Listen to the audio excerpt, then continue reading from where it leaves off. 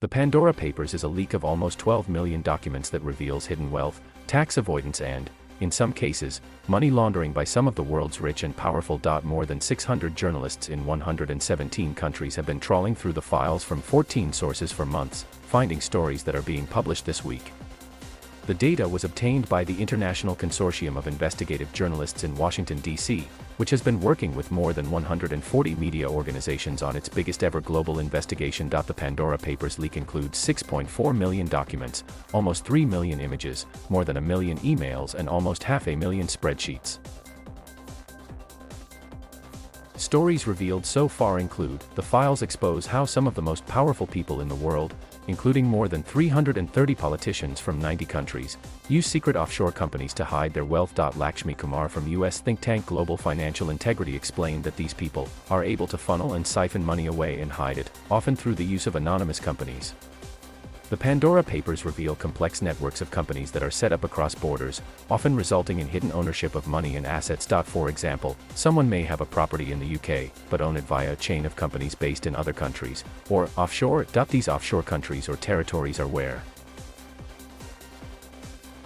the destinations are often called tax havens or secrecy jurisdictions.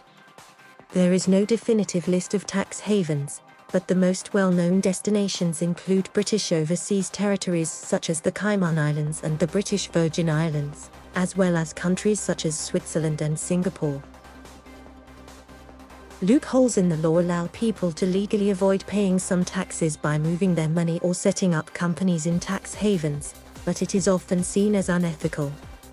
The UK government says tax avoidance involves operating within the letter, but not the spirit, of the law. There are also a number of legitimate reasons people may want to hold money and assets in different countries, such as protection from criminal attacks or guarding against unstable governments. Although having secretive offshore assets is not illegal, using a complex network of secret companies to move around money and assets is the perfect way to hide the proceeds of criminality. There have been repeated calls for politicians to make it harder to avoid tax or hide assets, particularly following previous leaks such as the Panama Papers. But Mr. Ryle said the Pandora Papers show that the people that could end the secrecy offshore are themselves benefiting from it. So there's no incentive for them to end it. All you need to do is set up a shell company in one of the countries or jurisdictions with high levels of secrecy. This is a company that exists in name only, with no staff or office. It costs money though. Specialist firms are paid to set up and run shell companies on your behalf.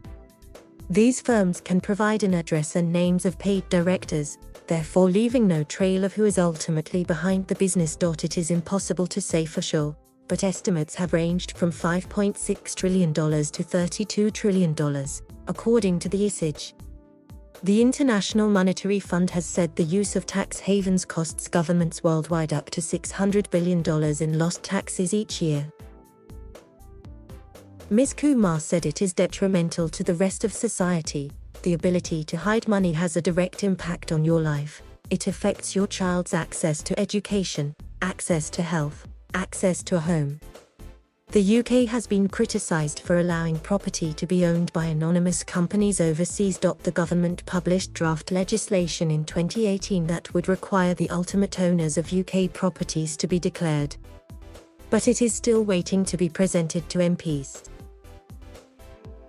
A 2019 parliamentary report said the UK system attracts people such as money launderers, who may wish to use property to conceal illicit funds. It said criminal investigations are often hindered because police cannot see who ultimately owns properties. The government recently raised the risk of money laundering through property from medium to high.